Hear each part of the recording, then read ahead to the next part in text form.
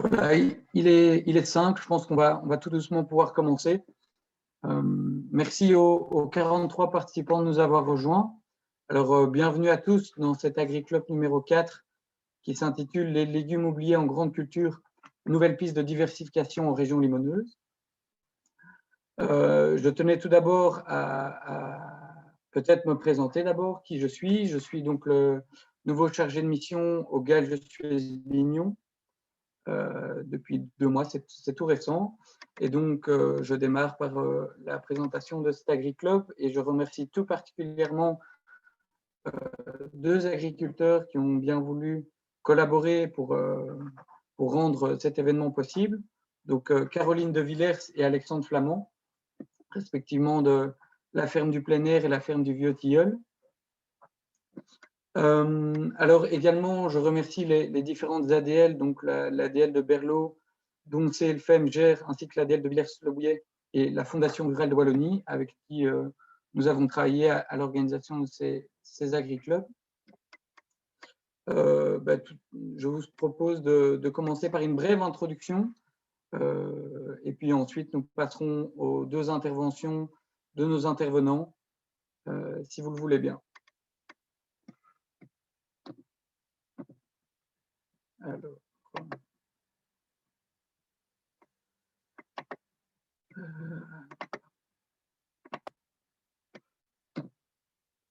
Alors, peut-être une petite définition pour commencer.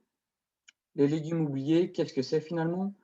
On entend régulièrement différents synonymes, donc légumes anciens, vieilles légumes, également légumes retrouvés.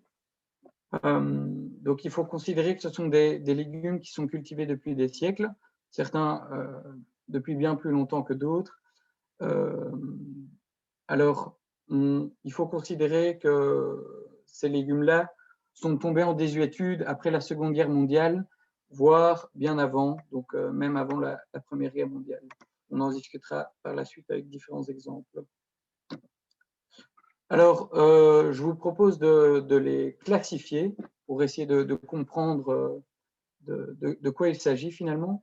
Alors, on peut les classifier en 3 grands groupes, donc les légumes racines, les légumes feuilles et les légumes fruits. Évidemment, les légumes racines sont les plus représentés. Parmi ceux-ci, on peut encore une fois les diviser en plusieurs catégories. Donc, les légumes qui sont originaires d'Europe et ceux originaires d'Amérique du Sud, et principalement, voire ailleurs. Au niveau des plus connus, qui reviennent depuis une dizaine d'années au goût du jour, on peut citer le panais, le navet, le rutabaga. Panais et rutabaga sont 2 espèces différentes. Navet et rutabaga sont 2 espèces différentes que l'on pourrait parfois confondre. Pareil pour le scorsonère et les salsifis. En réalité, lorsqu'on parle de salsifis, il s'agit de l'espèce scorsonère. Sur cette dia-ci, voilà, je pense que c'est assez évident. On a le panais en haut à droite, le céleri rave en haut à gauche, le rutabaga en bas à gauche, ainsi que le scorsonère en bas à droite. Alors, pour des légumes anciens moins connus, qui sont pourtant cultivés en grande culture, notamment chez nos tubéreux et le cerfeuil tubéreux. Donc, le persil tubéreux fait partie de la même espèce que le persil cultivé, donc pour lequel on cultive les feuilles. Par contre, le cerfeuil tubéreux n'est pas la même espèce que le cerfeuil pour lequel on cultive les feuilles. D'ailleurs, les feuilles du cerfeuil tubéreux sont toxiques, donc c'est des notions quand même à avoir. Alors, donc on a le persil en haut à gauche, à droite, c'est du chervy qui est vraiment cultivé de façon anecdotique. Et en bas à gauche, alors, on a le réfort, pardon, et en bas à droite, ce sont les petits cerfeuils tubéreux très goûtus. Alors maintenant, passons à différents légumes qui nous proviennent d'Amérique du Sud, mais qui sont pourtant cultivés depuis au moins 150 ans en Europe, souvent de façon très anecdotique. Citons notamment la patate douce et la poire de terre ou yacon, cultivée notamment chez nos 2 intervenants encore une fois. Il faut savoir que ces légumes prennent une place intéressante, comment dire, pardon, de la fin du 19e siècle. Il faut savoir que lors des épidémies de mildiou qui ont fait des famines incroyables en Europe, les agronomes ont voulu apporter de nouvelles tubercules sur le marché et proposer la capucine tubéreuse, l'oca du Pérou et l'uluco. Mais ces derniers n'ont jamais pris un grand pas et finalement, avec les années, on a trouvé des traitements pour contrer le mildiou et c'est la pomme de terre qui est restée la grande gagnante. Alors, au niveau d'autres légumes racines qui sont venus d'ailleurs, on peut citer le plus connu qui est le topinambour, qui lui nous vient d'Amérique du Nord. Également l'hélianthi qui est beaucoup moins connu en bas à gauche. Le crône qui nous vient tout droit de Chine en haut à gauche. Et le souchet d'Afrique du Nord qui est une cyperacée en réalité, c'est assez particulier. Au niveau des légumes feuilles, là, il y en a aussi un certain nombre.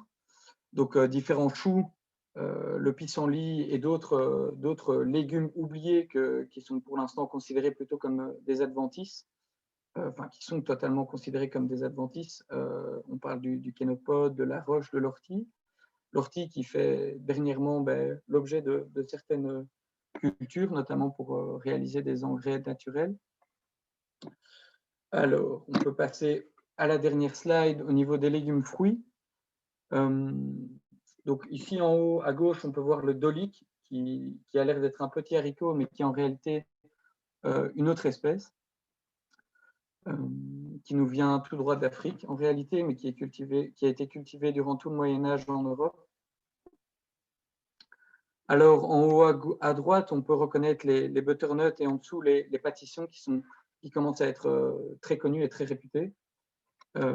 Et en bas à gauche, on peut reconnaître notamment la fève des marais, qui est en réalité exactement la même espèce que la févrole, donc que l'on cultive pour l'alimentation du bétail. Ce sont des cultivars différents. Alors ici, je vous propose à tous un petit jeu pour essayer de rendre la présentation un peu interactive. Donc n'hésitez pas à utiliser la barre de discussion, proposer vos idées. Alors je propose qu'on se laisse 1 ou 2 minutes peut-être, le temps que les gens réagissent, mais je vous propose donc d'identifier les légumes oubliés que vous arrivez à identifier sur cette peinture d'un peintre anversois datant du XVIIe siècle. Voilà, je propose qu'on se laisse 1 minute.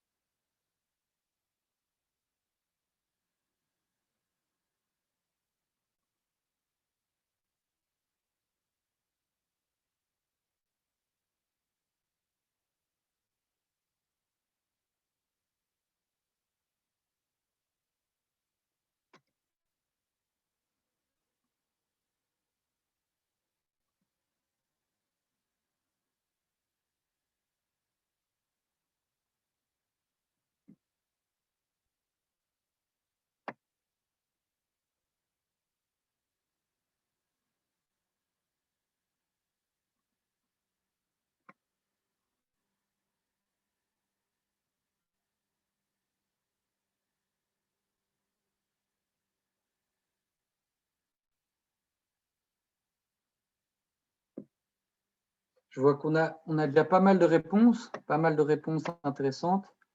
Je n'avais personnellement pas vu le safran. Je pense qu'on est assez complet en citant notamment l'artichaut, les différents choux, les asperges, le rutabaga, le navet. Évidemment, ce n'est pas une science exacte, difficile à parler d'espèces en particulier. Et donc, salsifis également. Panais, navets, ça a déjà été cité. Courges, oui, courges. D'ailleurs, les courges, à bien noter, ce ne sont donc pas des espèces qui nous viennent d'Amérique du Sud, mais bien des espèces qui viennent d'Afrique du Nord, voire d'Asie. Donc, c'est les fameuses calebasses qui sont en réalité une toute autre espèce que les courges classiques.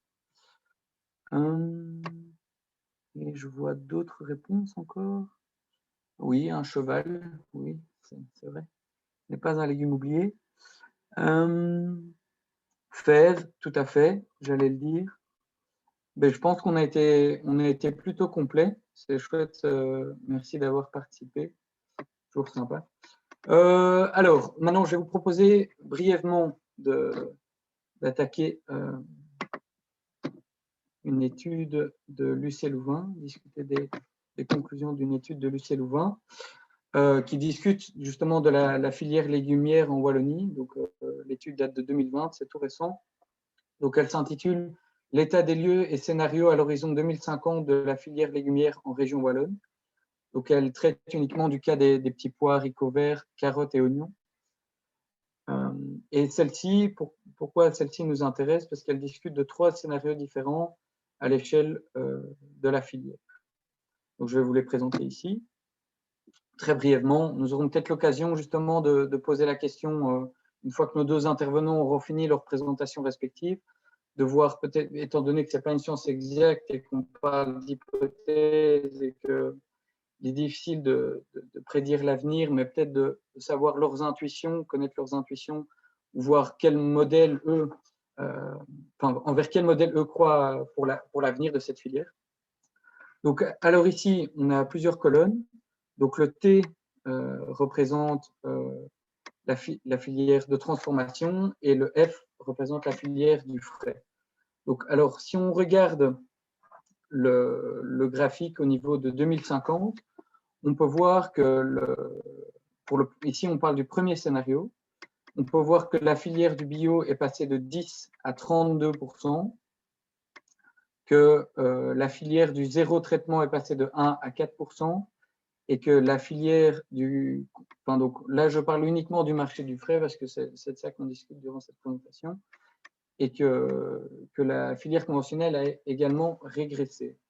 Alors, dans une autre mesure, on va rajouter 2 variables différentes, donc qui sont l'agriculture de précision dans le cas du bio et l'agriculture de précision dans le cas de l'agriculture conventionnelle, donc qui sont ici annotés par biotech et CRTech, donc qui finalement grignotent un tout petit peu de part et d'autre la filière bio et la filière conventionnelle.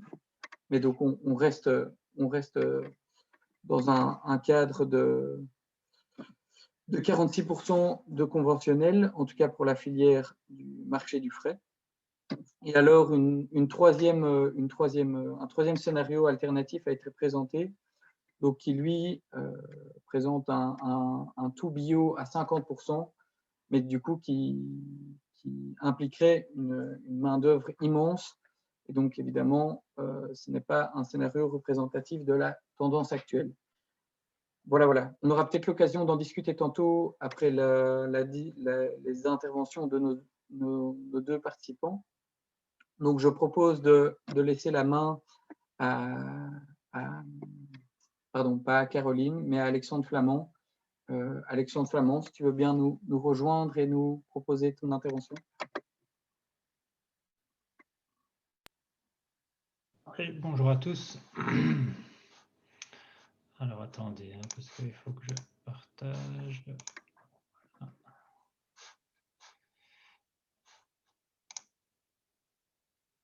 Ah, vous l'avez. Hop. Voilà.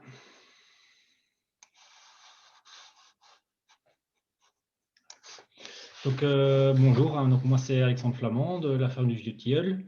Donc, on est situé à Biroire, c'est Fernelmont, donc entre Namur et Liège.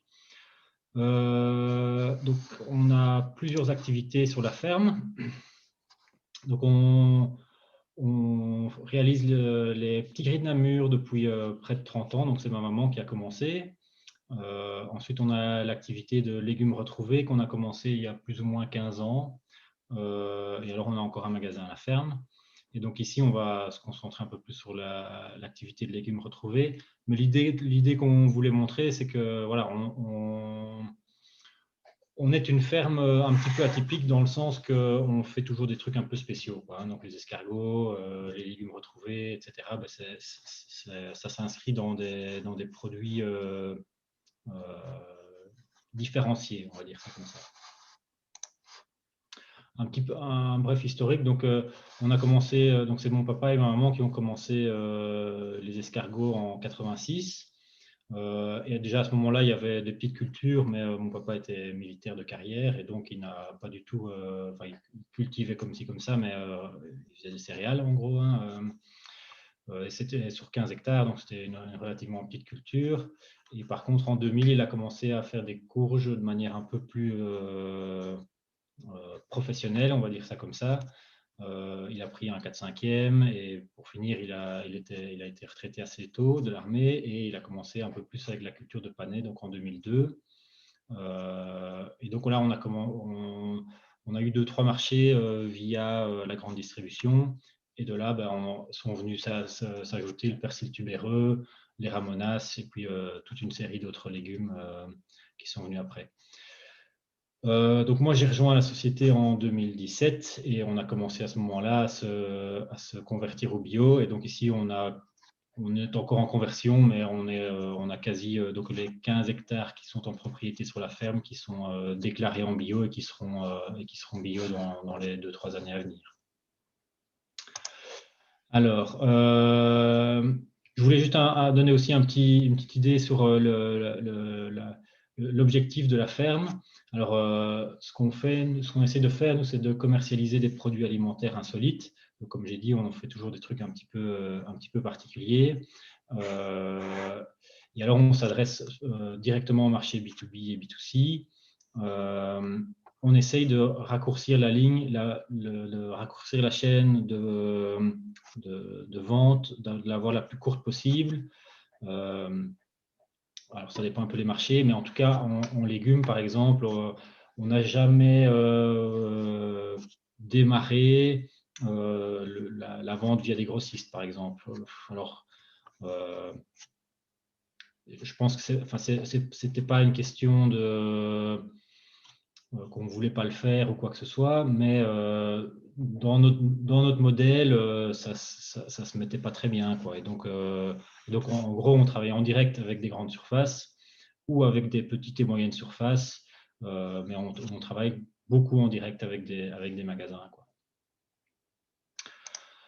Voilà, on a quelques valeurs qu'on partage aussi, donc voilà, j'imagine que les présentations seront disponibles. Alors, on travaille en famille, donc ma maman travaille toujours, mon papa est complètement retraité depuis 1 an et demi. Je travaille avec mon frère, ma belle-sœur, et on a 3 employés à temps plein et une dizaine de saisonniers qui sont là, c'est des saisonniers, donc ça dépend des périodes, mais voilà, plus ou moins intensivement, ils sont présents sur la ferme. Tout ça pour dire qu'on est sur une relativement petite équipe. Alors, les légumes retrouvés. Donc, Paul-Émile a déjà fait un beau petit panel de tous les légumes qui existent. Voilà, donc je les recite ici, mais donc les plus connus, donc les courges en général, hein, donc qui n'étaient, si on revient 20 ans en arrière, oui, on a recommencé dans les années 2000 à manger des potimarrons, mais ça ne fait jamais que 20 ans, j'ai envie de dire. C'est beaucoup et pas beaucoup. Avant, on n'en trouvait plus dans les magasins. Le panais, donc j'ai noté, donc mon papa a commencé en 2002, mais sur des très petites surfaces. Il arrachait encore en hiver à la main, quoi, hein. Et puis après, les volumes ont augmenté assez rapidement. Et donc, il y a quand même eu une mode qui est revenu au goût du jour, quoi, hein, le panais, le persil tubéreux, etc. Et ce qui est un peu comique dans l'histoire, c'est quand ma maman disait à son papa qu'elle faisait du panais ou des topinambours, mon grand-père disait c'est des légumes de la guerre, ça c'est pas très bon, quoi, hein. Et donc c'est des légumes qui sont très bons et qui ont des goûts qui ont des goûts différents de ce qu'on connaît. Mais par contre, qui n'ont pas toujours bonne presse en fonction des générations, hein. Voilà, donc ça, il faut être conscient. Nous, ici sur la ferme, on fait des courges, du panais, du persil tubéreux, topinambour. On ne fait pas de patates douces, on fait des rutabagas, on ne fait pas de yacon, on fait différentes sortes de betteraves. Salsifis, on a essayé, mais voilà, il n'y a pas vraiment de marché. On fait des radis noirs, voilà, c'est des petits marchés. Et ce qu'il faut se rendre compte, c'est que il y a, comme enfin, Paul-Émile l'a montré, il y a quand même beaucoup de sortes de légumes qu'on peut faire. Donc, je pense aux, aux ocas, aux capucines et ces légumes-là. Le tout, c'est que il faut pouvoir les vendre, il faut que les gens les apprécient. Ce pas des légumes qui sont spécialement mauvais, mais de manière générale, les gens, quand ils se retrouvent devant un étal de maraîchers, s'il n'y a pas de carottes et de pommes de terre, voilà quoi. Ça va pas quoi. Hein. Et donc, moi, de ce que j'entends des maraîchers qu'il y a ici dans le coin, c'est que voilà, il faut avoir les légumes de base pour que ça tourne. Et puis après, des légumes différenciés, c'est important, il faut les avoir, mais c'est pas ça qui va faire des volumes énormes, quoi. Hein. Alors, ça dépend lesquels, évidemment, hein, mais c'est un peu ça l'idée, quoi. Et donc voilà, donc chaque légume a, j'ai envie de dire, un peu sa particularité, son goût. Et alors, il y a parfois des modes. Hein, euh, le panais fonctionne très très bien depuis quelques années. Alors, est-ce que c'est une mode? Est-ce que c'est pas une mode? Moi, je me demande toujours, voilà quoi, est-ce qu'on va pas y passer, enfin, est-ce que ça va pas s'arrêter à un moment, ou est-ce qu'on va continuer, quoi, hein, mais c'est quand même pas des légumes qui sont ancrés dans la culture, enfin dans la culture comme sont les carottes ou les pommes de terre.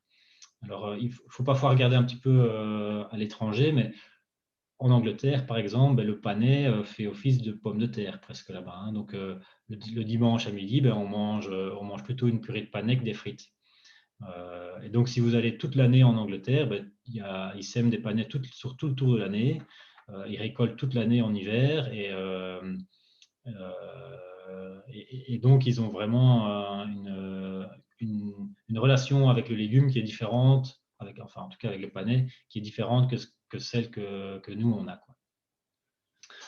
Alors, les cultures, alors je ne vais pas trop rentrer dans tous les détails, mais l'idée, c'est ici un peu de se dire que la culture, souvent quand on commence une culture d'un nouveau légume, on se dit, bah, ça c'est comme les carottes, ou c'est comme les pommes de terre, ou c'est comme un légume feuille, etc.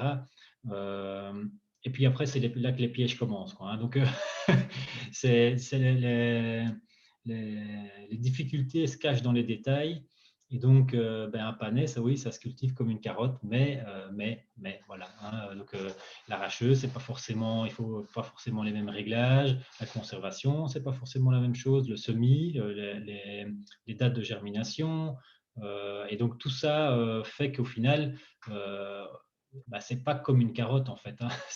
Oui, on utilise plus ou moins le même équipement, etc. Mais ça demande quand même toute une série de spécificités et d'apprentissage qui sont pas forcément évidents. Quoi, hein. Et donc, nous, comme je disais, on est dans une dynamique où on essaye d'avoir des produits insolites. Et donc, on essaie tout le temps des nouvelles cultures et des nouveaux essais. Mais la dynamique, enfin la problématique de comment est-ce qu'on va les faire en grand, est-ce que c'est possible de les faire en grande culture? Est-ce qu'on va savoir les récolter, les semer, les traiter, les transformer, les conserver, etc.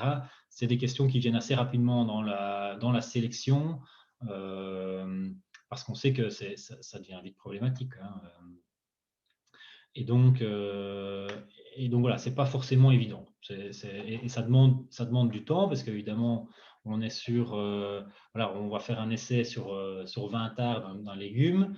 Et puis après, plus ou moins, on va réussir plus ou moins. Et puis la deuxième année, on peut essayer un petit peu plus si ça a réussi, ou un petit peu moins, ou la même chose. Mais de là à pouvoir avoir un produit qu'on peut présenter à une grande surface, qu'on sait qu'on va savoir faire dans des volumes suffisamment importants, le travail peut parfois être long et ça prend parfois plusieurs années, hein. Donc plusieurs saisons de tests et d'essais pour arriver à quelque chose où on dit ok, là on va pouvoir maîtriser quelque chose, quoi. Alors, ce qui est important pour nous aussi, c'est que, comme j'ai dit, donc on travaille en direct avec des grandes surfaces et des grands magasins. Et donc, on a dans la chaîne la culture, mais la conservation et la transformation. Et donc, tous ces problèmes de petits détails de comment est-ce qu'on lave un panais et comment est-ce qu'on lave une courge et comment est-ce qu'on conserve tchic ou tchac, se posent à toutes les étapes de valeur, quoi, hein. Donc, la conservation, le lavage, l'emballage, etc. Et donc, voilà, toutes ces questions-là viennent systématiquement, j'ai envie de dire, dans la boucle. Alors, un petit mot sur la conservation des sols. Donc, on est membre de Greenotech et donc depuis, on regarde un petit peu, mais donc ici, cette année-ci, on a fait un petit essai on a tiré des buts en automne, donc au mois de septembre, hein, donc on a semé un couvert dessus et on va attendre le printemps de voir ce que ça donne. Mais bon, voilà, j'ai juste été prendre la photo avant de venir. Avec le gel qu'il y a eu, on voit que le couvert a bien été détruit. Par contre, on a un gros problème de mauvaises herbes. Donc là-dessus, on est en bio. Donc je ne sais pas trop comment on va faire au printemps. Peut-être qu'on va peut-être devoir tout recommencer. Ou on va pas passer avec la bineuse avant, je ne sais pas trop. On va un petit peu voir comment ça se passe. Mais donc, ça, c'est aussi mais ça, j'ai envie de dire, c'est des problématiques plus générales, mais donc en agriculture de conservation des sols, quand on est à plat et qu'on sème des céréales, etc., c'est déjà compliqué, mais c'est plus, c'est un peu plus facile. Je pense que ça demande un peu moins il y a peut-être plus de matériel adapté, etc. Tandis qu'en légumes, voilà, là, il faut vraiment il y a des choses qui se font en France, etc., mais ça reste assez compliqué de trouver des techniques qui sont déjà bien rodées, quoi, hein. Alors, un mot sur la commercialisation. Donc,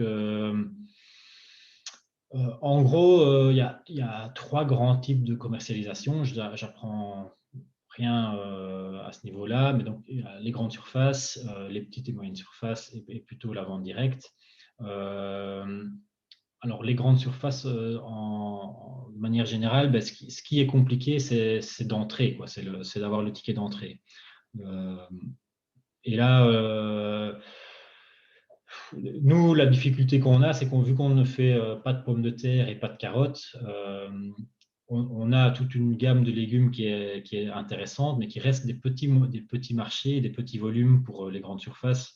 Et donc, on a parfois du mal à se faire entendre et à avoir une position claire, puisque forcément, ils vont préférer, alors ça dépend lesquels, hein, il y a autant d'acheteurs que de cultures, j'ai envie de dire presque, enfin de méthodes d'achat que de culture.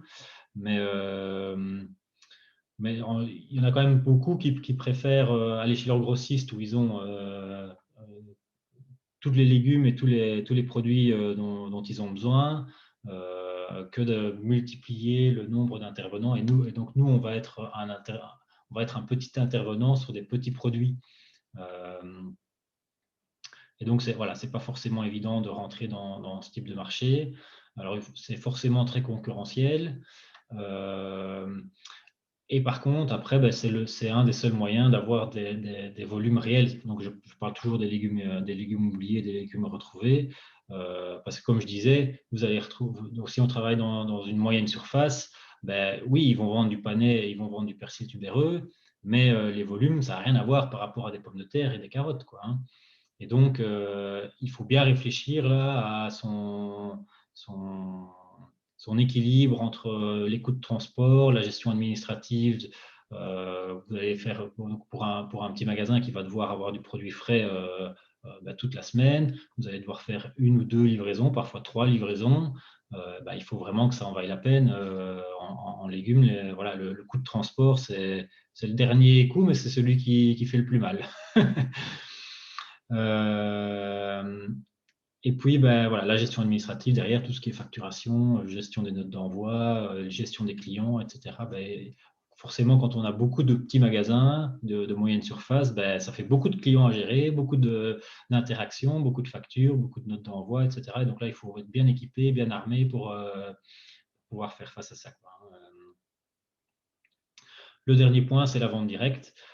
Forcément, c'est sur ce point-là sur lequel on va faire le plus de marge.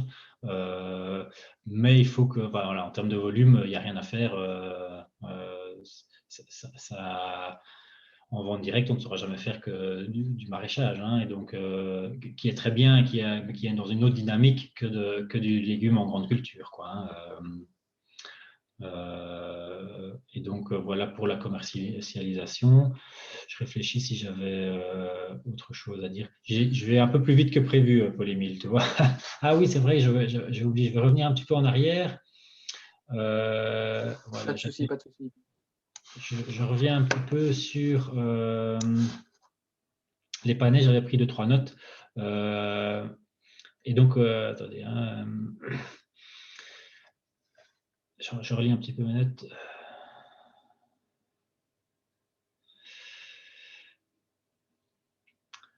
Oui, donc voilà, c'est comme disait Paul-Émile, donc c'est des légumes qui sont, donc le panais par exemple, c'est un légume qui était, qui date avant la guerre, hein, et donc qui est arrivé à détrôner la pomme de terre avec les années.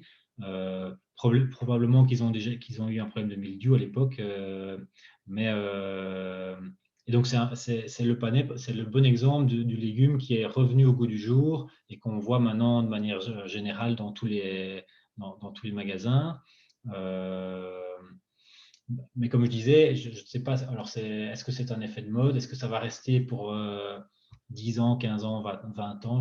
J'en sais trop rien. Mais il y a quand même il y a une dimension mode qui est là et dont il faut faire un petit peu attention, quoi, hein. Alors, je voulais juste donner encore un petit mot sur le topinambour. Le topinambour, c'est aussi appelé l'artichaut de Jérusalem. Et donc, ça, c'est un légume qui pousse comme une pomme de terre, donc qui va faire des tubercules, mais par contre, qui fait des plantes comme du tournesol, donc qui vont faire 2 mètres de haut. Et donc, c'est des cultures assez insolites, quoi. Même en les plantant et en les récoltant, c'est assez, j'ai envie de dire, je ne veux pas dire comique, mais c'est chouette d'avoir des cultures comme ça, de se dire, ah bah ouais, il y a vraiment des plantes différentes de ce qu'on a l'habitude de voir, quoi, hein. Alors, voilà, moi j'ai un petit peu fait le tour. Après, je fonctionne fort aux questions-réponses.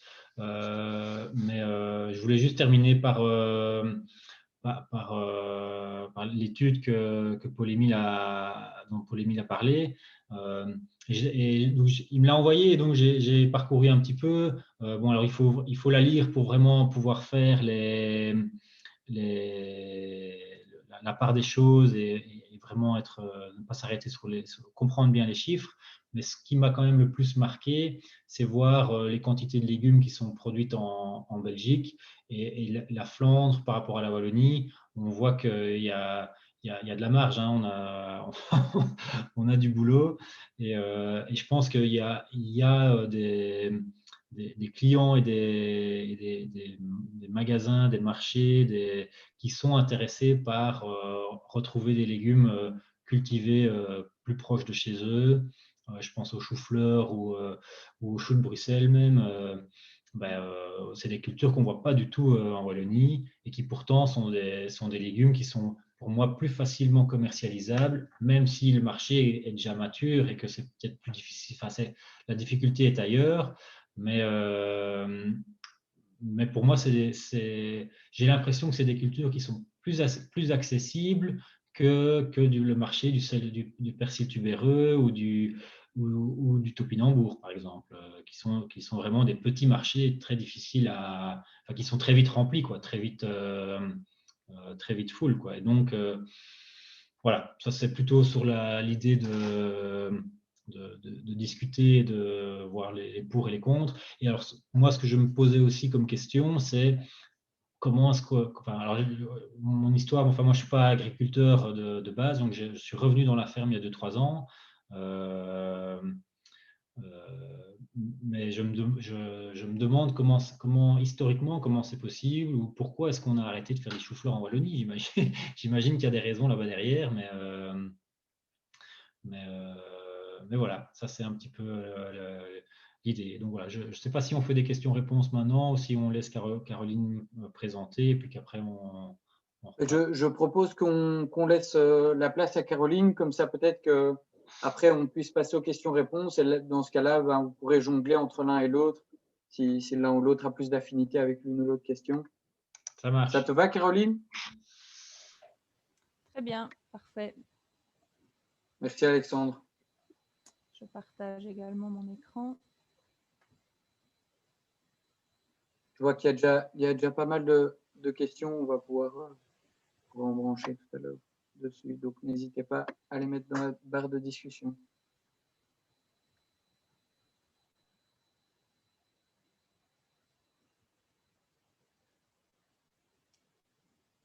Voilà, vous voyez bien mon écran? Oui. Ok, nickel. Eh bien, voilà, à mon tour de faire un petit portrait de notre structure. Donc, pour notre part, en fait, nous sommes... Excusez-moi, je vois que...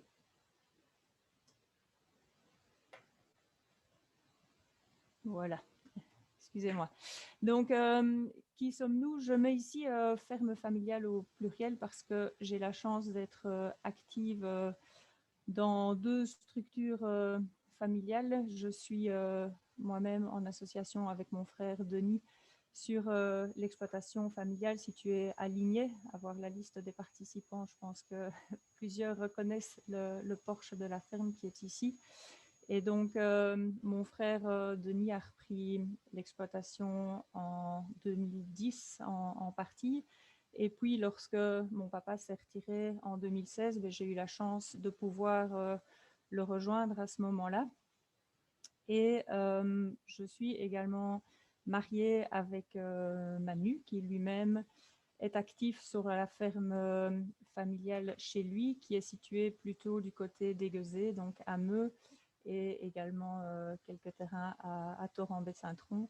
Et donc, ensemble, en fait, on réfléchit à différentes choses et depuis nos reprises, il y a plusieurs réflexions qui ont eu lieu en parallèle, notamment nos conversions vers l'agriculture biologique, notamment aussi le fait de vouloir développer un petit peu des nouvelles choses.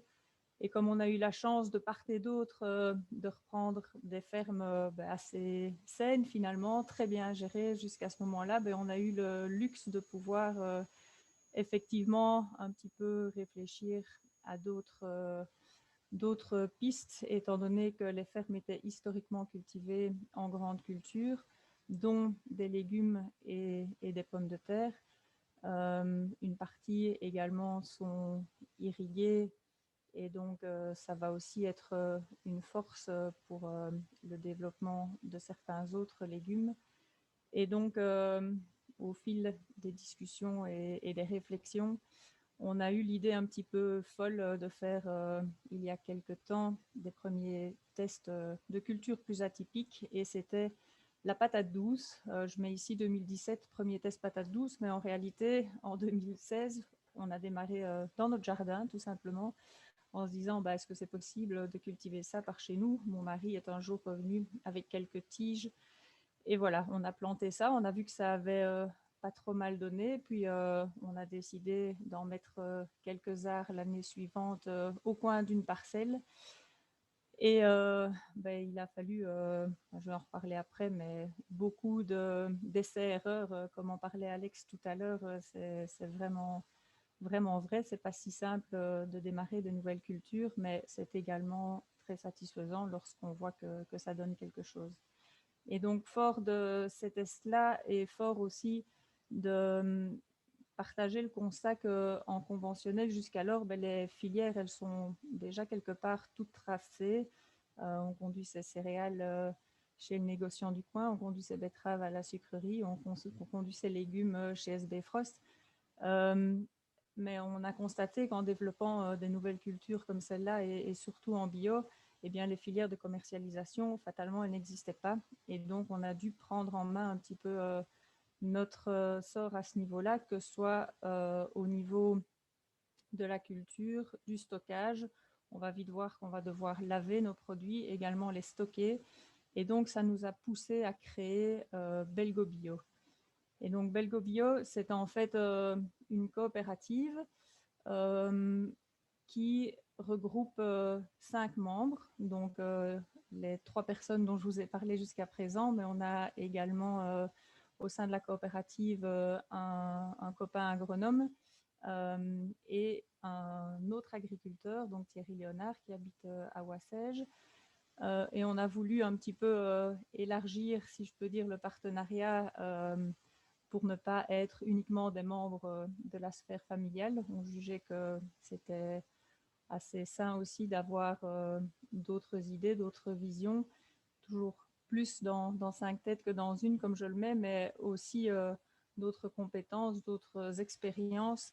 Et tout ça fait que ça nous rend plus forts et chacun avec ses spécificités peut mettre ses compétences au service de la structure. Et donc Belgo Bio, ça veut vraiment être un outil au service de nos fermes. Et je mets ici différents points qui font que ça s'articule bien avec les fermes qui, historiquement, n'avaient pas spécialement de surface de stockage, n'avaient pas d'outils de lavage, n'avaient pas vraiment pris en main la commercialisation, comme je le disais tout à l'heure, mais également la conversion au bio nous a poussé à engager beaucoup plus de main-d'œuvre en saison.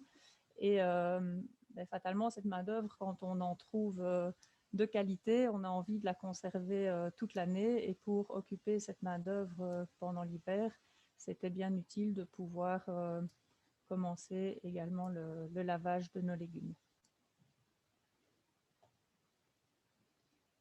Alors, depuis 2017, je vous parlais de la patate douce, mais on a également mis d'autres cultures en place. Et ce qui passe ici dans Belgo Bio, c'est finalement ce qui n'était... Allez, ce sont des marchés qui n'existaient pas historiquement au sein des fermes. Et donc, ce sont vraiment les marchés pour lesquels Belgo Bio peut offrir une plus-value aux fermes.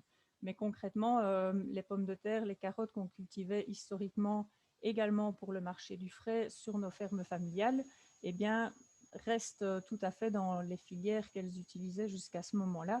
Et Belgo Bio arrive vraiment dès qu'elle peut offrir des nouvelles choses aux entités fermes. Et donc, les produits autres qu'on a mis en place, on met également un petit peu de persil tubéreux.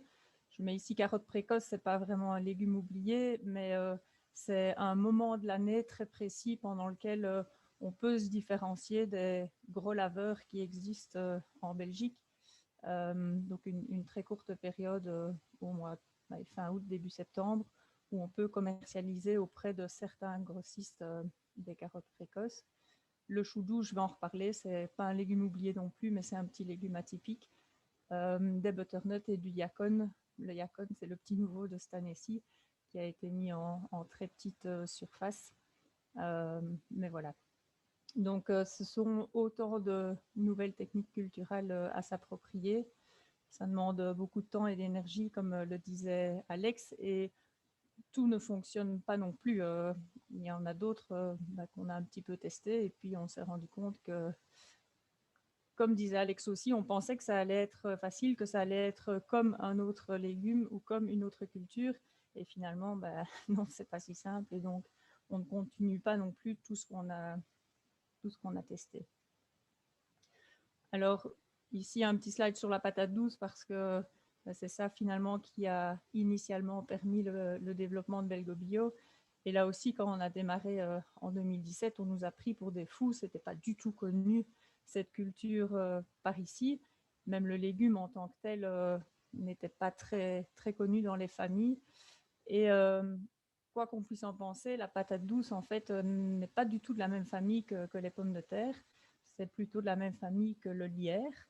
Et donc, en termes d'itinéraire culturel, ça ne ressemble absolument pas à celui de la pomme de terre non plus. C'est un tubercule très, très, très fragile, dont la peau, par exemple, n'est pas formée au moment de la récolte. Et donc, c'est très manuel encore comme culture. Donc, voilà, c'est aujourd'hui plus connu. Donc, la patate douce est beaucoup plus consommée déjà maintenant. Sur quelques années, on a vu la différence. Mais même au sein de la patate douce, il y a beaucoup de variétés. Il y a aussi des couleurs de chair différentes. Il y a par exemple la patate douce à chair blanche ou à chair violette, même si elles sont aussi un petit peu moins connues. Mais la patate douce a aussi beaucoup de spécificités.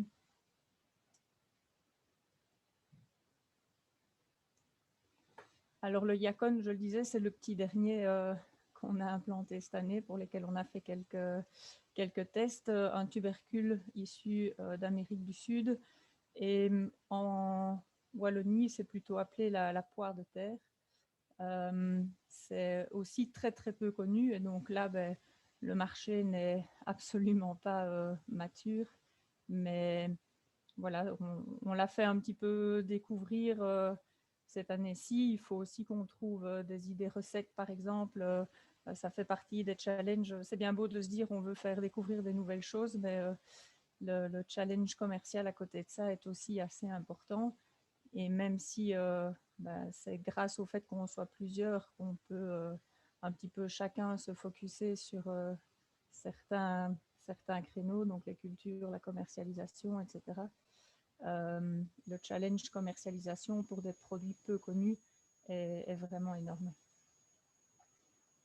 J'ai pris un troisième exemple et ce sera le dernier plus précis, le chou doux. C'est certain que quand on arrive dans un magasin ou chez un grossiste avec un chou, ce qu'on nous répond c'est encore un chou. Et donc à la base, ils n'ont même pas envie d'entendre qu'on parle d'un nouveau chou. Ce qui est chouette, c'est qu'une fois qu'on l'a fait goûter, c'est un chou vraiment particulier qui est très doux, très digeste. Et ici, on a eu la chance d'obtenir l'exclusivité de la culture en Belgique. Donc, il y a une ferme en France qui en cultive pour la France, et de par notre éleveur de plants de patates douces, on a pu avoir cette exclusivité ici pour la Belgique. Mais de nouveau, le gros challenge, c'est de le faire connaître. Donc, dans notre sphère proche et dans les magasins tout proches où on a pu, avant le Covid, faire déguster, en parler nous-mêmes et partager la passion qu'on avait développée autour de ce chou doux, eh bien, les gens ne veulent plus s'en passer.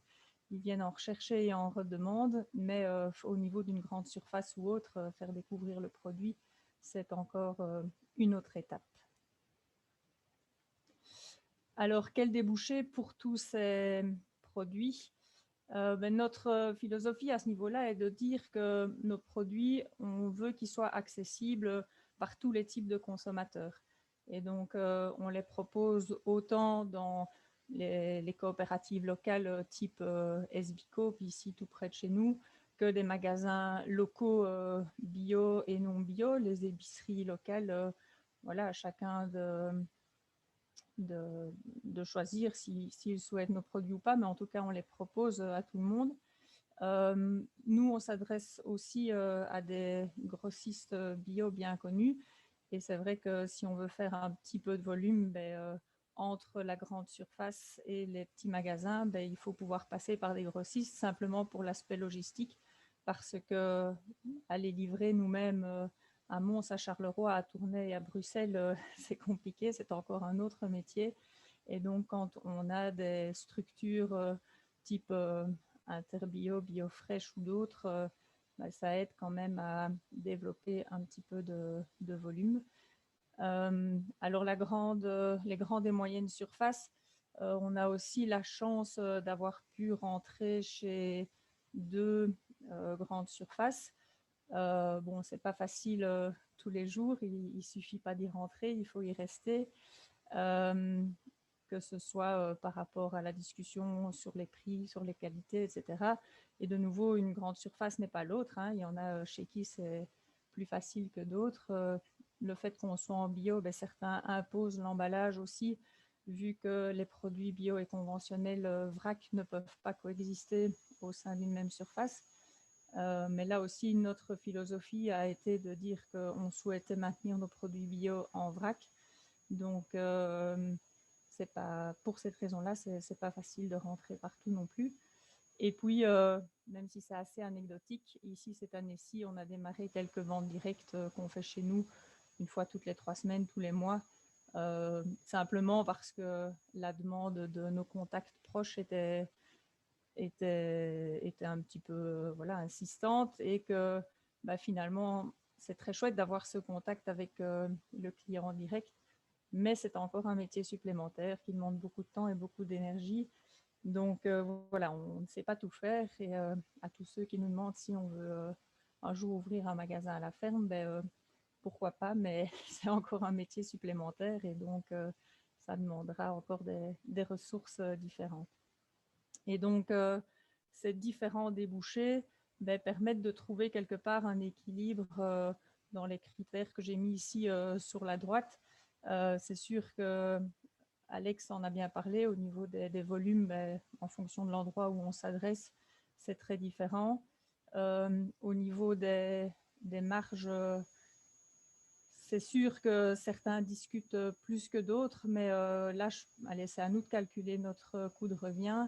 Et Belgo Bio est labellisé prix juste producteur. Et donc là, on a fait un calcul très clair de ce que le prix minimum qui doit être rétribué aux fermes après commercialisation du produit.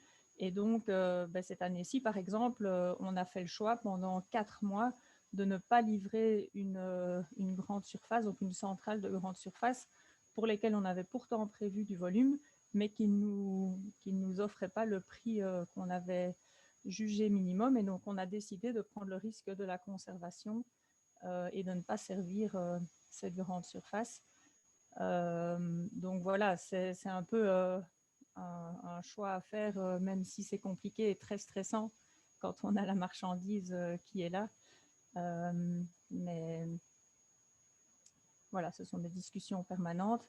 Alors en termes de logistique, on le disait tout à l'heure, c'est aussi une dimension importante. Il y a vite pas mal de coûts qui peuvent passer là derrière. Il faut essayer de rationaliser tout ça.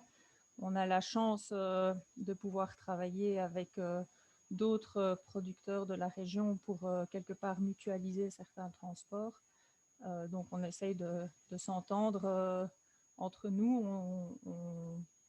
Et là, je parle de producteurs autres que ceux de Belgo Bio. Donc on discute non seulement un petit peu sur les cultures qu'on met pour ne pas se concurrencer, mais aussi sur les aspects logistiques pour essayer d'être un petit peu plus rationnel à ce niveau-là. Et alors le dernier point, ça Alex en a parlé aussi, c'est au niveau administration. C'est aussi un nouveau métier. Quand on a eu l'habitude sur la ferme de recevoir les bordereaux de ses acheteurs et qu'ici on doit commencer à établir des factures au grand maximum tous les mois à tous ses clients, c'est vraiment aussi une autre dynamique dans laquelle s'inscrire qui est vraiment primordiale pour le suivi et la bonne gestion de la structure. Alors, en conclusion, quelque part, j'ai envie de dire oui, que c'est une magnifique aventure, mais que rien n'est jamais acquis. Il reste de nombreux défis.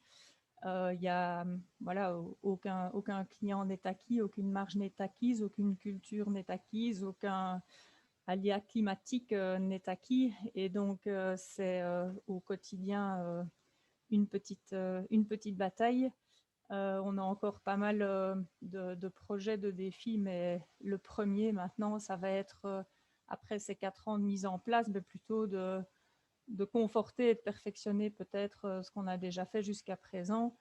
Et donc, plutôt sécuriser notre stockage et un autre défi aussi peut-être qui peut faire partie de l'amélioration des marges, c'est un peu une valorisation différente des hors calibres et des invendus. Ça, c'est aussi un gros challenge pour les maraîchers. En fonction des qualités demandées par les clients, ben, il reste, oui, en fonction du climat aussi, en fonction des petits prédateurs, mulots et autres qu'on a pu retrouver dans nos parcelles. On se retrouve avec toute une série de légumes qui visuellement ne sont pas toujours très jolis pour le consommateur final, mais qui sont tout aussi bons. Et donc là, il y a sans doute des choses à faire également. Et un dernier petit point que j'avais quand même envie de souligner, c'est que je remarque que c'est un sujet fort à la mode, les légumes oubliés ou les légumes au sens large en bio sur de la grande culture. Et l'étude de Louvain voudrait que voilà, tout le monde en 2050 soit fasse du légume et soit en bio en Wallonie. Mais il y a le gros challenge de la commercialisation et surtout du client final qui, in fine, doit aligner ses paroles et ses actes et véritablement consommer ce qu'il dit vouloir consommer. Et même si tout le monde en parle ici, il y a une conclusion qui est sortie il n'y a pas très longtemps dans la France agricole, et il y avait tout un article, mais j'ai repris seulement ici l'intitulé qui dit voilà, les légumes à surveiller comme le lait sur le feu. Donc il y a beaucoup de nouvelles initiatives, l'émergence de plein de choses en maraîchage, mais attention, nous aujourd'hui ce qu'on constate, c'est qu'au niveau des marchés, c'est pas du tout évident d'aller décrocher des nouvelles filières de commercialisation.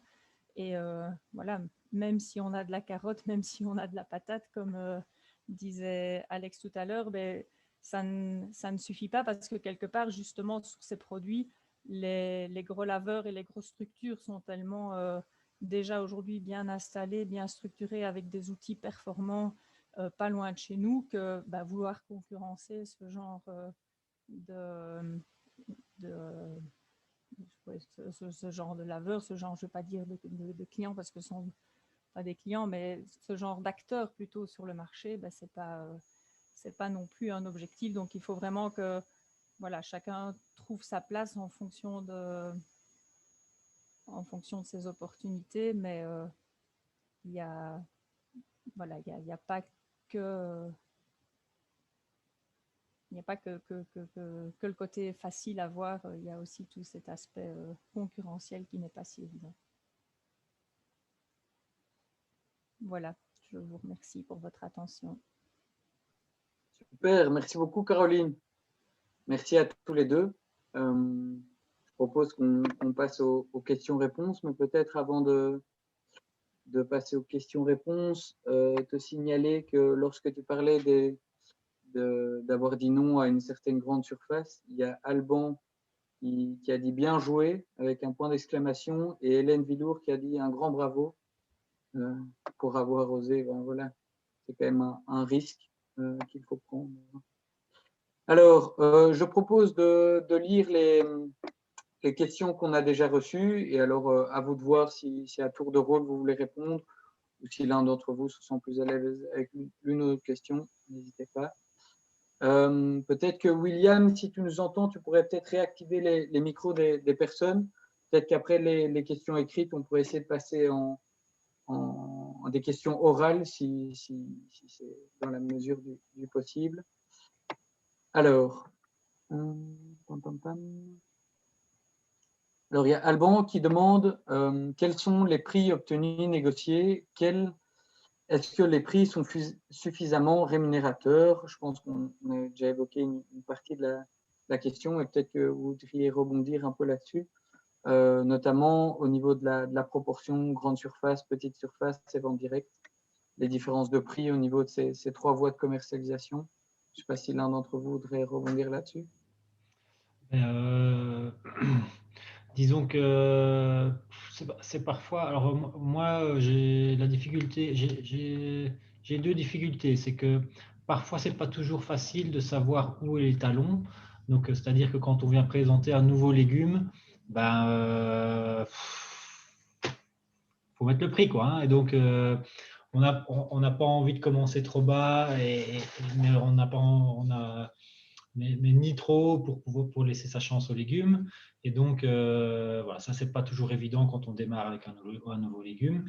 Et puis après, sur les légumes, si on parle du légume comme le panais, par exemple, ben là, le marché est quand même bien mature et donc il y a quand même pas mal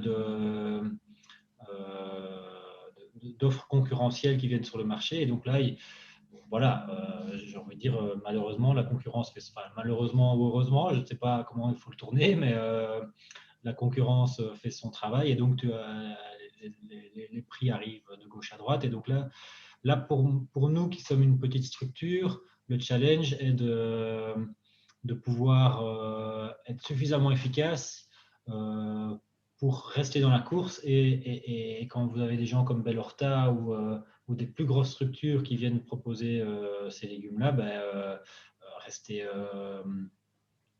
efficace, quoi, hein. Et alors après, dans tout ce qui est bio, ben, alors ça, je ne sais pas, c'est une question ouverte aussi, mais les magasins bio font beaucoup référence au prix interbio, hein, donc, comme la, la Bible actuelle. Donc, voilà. Et alors, je ne dis pas ça de manière négative, je pense qu'au final, ça doit être plus ou moins correct. Connaissant Caroline travaille avec Interbio, par exemple, ou d'autres agriculteurs qui travaillent avec Interbio, ne me donne pas l'impression que les prix sont complètement galvaudés, et donc on doit être bon à ce niveau-là. Et donc, voilà. Le tout, c'est de trouver où est la référence et après, ben, c'est de travailler en interne pour être suffisamment efficace et pouvoir gagner sa vie en étant dans cette référence-là, quoi. C'est un peu ça le but du jeu. Super, merci. Je ne sais pas si toi, Caroline, tu voudrais rebondir là-dessus. Ben, je pense que Alex a raison. Ce qu'on doit avant tout faire, c'est soi-même travailler tous les jours pour rationaliser ses coûts de revient et faire en sorte de rester concurrentiel. Oui, au niveau du bio, on parle d'interbio. Moi, je trouve que, en ce qui nous concerne, en tout cas, Interbio a vraiment été celui qui nous a permis de nous lancer. Il nous a vraiment aidé dans le lancement de nos produits et ils n'ont pas du tout négocié les prix à la baisse ni quoi que ce soit. Donc, c'est sûr que une fois qu'on est lancé, après, par contre, il faut rester compétitif. Et ça, on ne peut pas en vouloir à celui qui fait référence au marché. C'est à chacun de travailler pour faire en sorte de diminuer ses coûts de revient. Après, c'est certain qu'il y a les limites vers le bas qu'il ne faut pas franchir, mais après, il y a la concurrence aussi parfois des produits autres étrangers. Et ici, typiquement, la patate douce, en ce qui nous concerne, en Espagne, par exemple, où on cultive de la patate douce de façon beaucoup moins chère de par le climat qui est différent, de par la main-d'œuvre qui est moins chère, ben, ça fait que c'est parfois compliqué et c'est vraiment à ce moment-là le marché local qui nous aide. Mais voilà, comme je le disais tantôt, il faut vraiment garder cet équilibre et non, je n'ai pas d'autre chose à rajouter. Ça marche. On peut passer à la question suivante. Alors, il y avait une personne qui demandait si vous aviez l'envie de calculer le prix juste producteur avec la Socopro, mais donc toi, tu disais que tu étais déjà engagé dans cette démarche-là. Oui. Peut-être qu'Alexandre…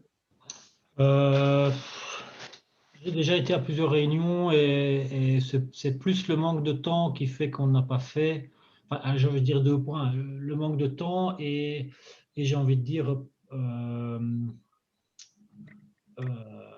alors, pas le besoin immédiat et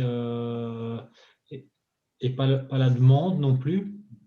Alors, je ne sais pas trop, mais je connais bien le système et je suis tout à fait pour. Voilà, c'est un ensemble de circonstances qui ont fait qu'on n'est pas dedans, mais pourquoi pas, en tout cas. Ok. Il y a une personne qui demande les outils que vous utilisez pour la planification de vos itinéraires techniques. Itinéraire technique, alors nous on est une petite ferme, donc une bonne vieille feuille Excel fonctionne très bien. Donc voilà.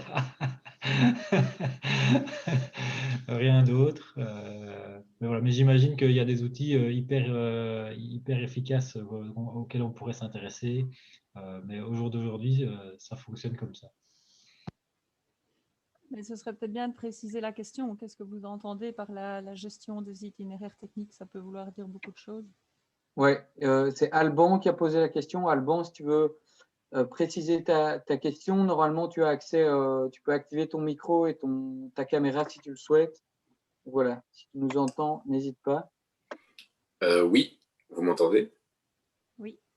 Oui. Mais donc, oui, ce sont exactement ce que Alex de la ferme du Vieux-Thiel répondait. Hein. Donc, c'est vraiment les itinéraires techniques qu'il utilise sur sa ferme, notamment au niveau maraîchage, de la planification quoi, de ces différentes cultures maraîchères d'année en année et de après pouvoir corriger éventuellement le tir d'une année à l'autre, quelles sont les productions qui ont le mieux fonctionné ou pas, etc. Oui, mais donc nous on travaille avec une feuille Excel et on s'en sort bien. Après, ce qui est compliqué, mais ça j'ai envie de dire, c'est inhérent au travail de la ferme, c'est que vu qu'on essaye des nouveaux légumes seulement avec l'assolement de cette année, donc je travaille avec mon frère, on devrait pouvoir dire ce qu'on va planter dans quelle terre dans 15 ans, mais vu qu'on fait tout le temps des nouveaux légumes, ben, on est parfois amené à revoir un petit peu l'assolement, et là on essaye de le faire de manière je sais pas comment, la plus sereine et la plus idéale possible. Mais on apprend parfois aussi des choses hein, avec les nouveaux légumes, donc, et les antécédents et les précédents, etc. Et donc voilà, il faut rester flexible, mais voilà, pour nous, ça fonctionne avec une feuille Excel, en tout cas. Ouais, bon, en ce qui nous concerne, l'assolement, c'est aussi géré sur une feuille Excel. Après ça, il y a oui, la gestion plus comptable, après ce que vous vouliez dire, ce qui fonctionne, qui fonctionne, qui ne fonctionne pas. C'est ça, exactement. Ouais. Ben là, voilà, on suit une comptabilité tout à fait classique au niveau du CGTA. Oui, et en partie à l'IOEGR aussi, mais ce sont vraiment les systèmes historiques de comptabilité qui existent au niveau des exploitations et auxquels d'ailleurs on est obligé de se tenir pendant 8 ans après son installation pour la région wallonne. Mais par contre, au niveau des itinéraires aussi que vous parliez pour les maraîchers, il faut bien se mettre en tête qu'on n'est pas ici dans un système de salade, de tomates, enfin de maraîchage qu'on doit étaler sur une saison avec plusieurs périodes de semis, plusieurs périodes de récolte pour étaler les produits frais. On est vraiment dans une logique ici de culture de printemps qu'on récolte à l'automne et qu'on stocke pour ensuite commercialiser progressivement pendant l'hiver. Donc, ce n'est pas la même gestion que les maraîchages de printemps, quoi. Merci. Ok, super. Au niveau de pistes de solutions, bah, c'était encore une fois Alban qui réagissait, qui parlait de transformation de légumes moches en soupe ou autre. Je sais que toi, Caroline, tu développes justement de la patate douce en farine et également des tartinades végétales. Peut-être que tu veux en toucher un mot. Oui, bon, on travaille aussi avec quelques cantines qui achètent ce type de produit et finalement c'est vraiment du win-win parce que eux ont du légume moins cher parce que fatalement on les commercialise moins cher que ceux pour le marché du frais. Mais par contre, l'inconvénient, c'est que ces cantines doivent avoir le temps et l'équipement d'éplucher ces légumes. Et beaucoup voilà, ont un frein à ce niveau-là. Donc, si vous connaissez des cantines ou voilà, des collectivités, on travaille avec quelques crèches également, mais voilà, c'est pas facile d'en trouver qui sont aujourd'hui ouvertes à faire ce travail-là. Et donc, tu en parlais, Paul-Émile, une piste, donc il y a les Binettes, c'est Gabriel Villour qui a développé son entreprise ici en province de Liège, qui crée des tartinades justement à partir de légumes hors calibre, second choix, si je puis dire. Et donc, elle vient nous chercher effectivement quelques patates douces, persil tubéreux. Voilà, donc elle démarre et on souhaite effectivement que ça prenne du volume parce que ces tartinades sont délicieuses. Et oui, une autre piste qu'on est en train de creuser, mais c'est encore aussi au stade très artisanal, c'est la transformation de nos patates douces en farine, donc qui est déshydratée, moulue et puis mise en sachet. Les propriétés visiblement nutritionnelles sont très très très intéressantes. Mais là aussi, pour la mettre sur le marché, on doit un petit peu développer des recettes, etc., pour que ça puisse s'insérer facilement dans nos mœurs. Mais c'est une farine sans gluten et du coup, il y a des propriétés intéressantes qui méritent sans doute d'être creusées. Tout à fait, merci beaucoup. Et chez vous, Alexandre, peut-être qu'à la ferme du Vieux-Tilleul, vous pensez à faire un petit peu de transformation ou pas forcément? Disons que oui. Oui et non. Donc je pense que quand on parle du marché du frais, c'est important de se focaliser et c'est le premier marché qu'il faut viser. Mais effectivement, le marché des collectivités, c'est un très gros marché, intéressant à pourvoir aussi. Mais c'est beaucoup plus compliqué. Donc, comme disait Caroline, en fait, les collectivités sont organisées, c'est historique, hein, mais il n'y a pas d'une cuisine de préparation de légumes dans chaque endroit où on fait à manger. Et donc, si vous voulez, c'est pour ça qu'il y a des circuits, des grosses sociétés comme Sodexo, etc. Ils ont des cuisines dans plein d'entreprises, par exemple, mais dans ces entreprises, on ne fait pas forcément à manger. On assemble des préparations qui sont pré-préparées en amont, quoi. Et donc,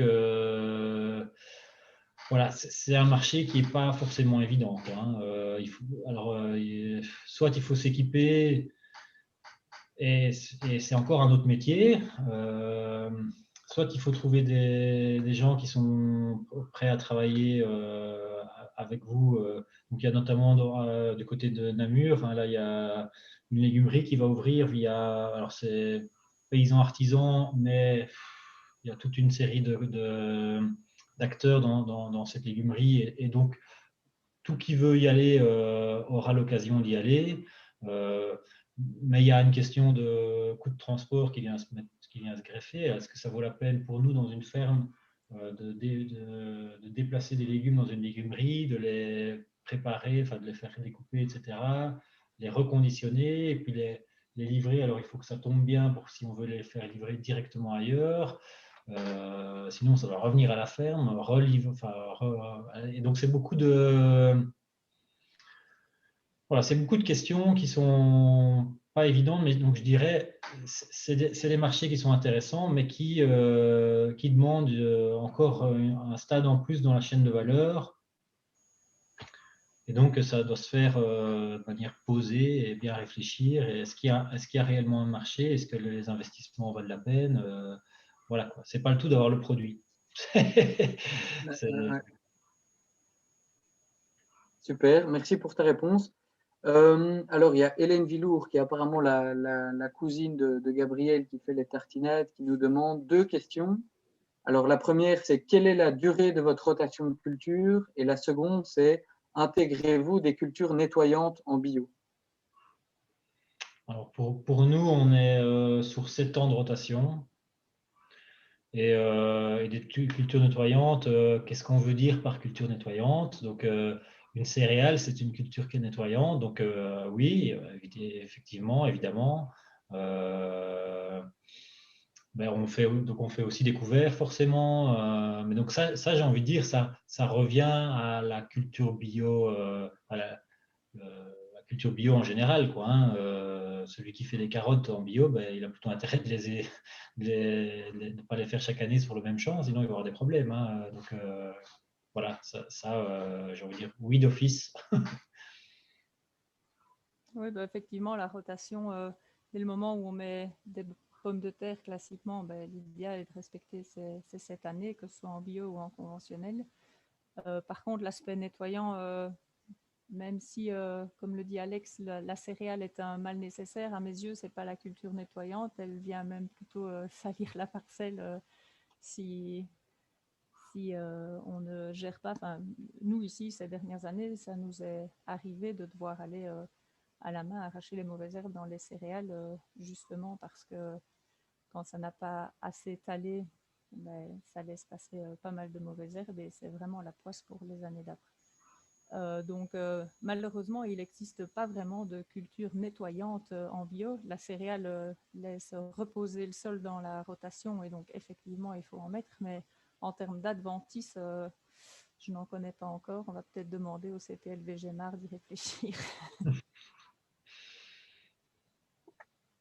Alors, il y a Hélène Villour qui dit qu'on parle souvent de luzerne.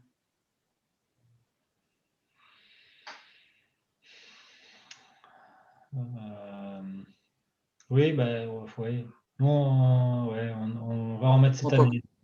On va en mettre cette année de la luzerne, mais la luzerne, c'est une culture qui demande du temps à s'implanter. Alors si on me pose les questions purement techniques agricoles, je devrais appeler mon frère, hein, parce que mais en gros, c'est une culture qui demande du temps à s'implanter, et puis il faut trouver un débouché. Voilà. Faut que ça fonctionne, quoi. C'est pas du tout cuit.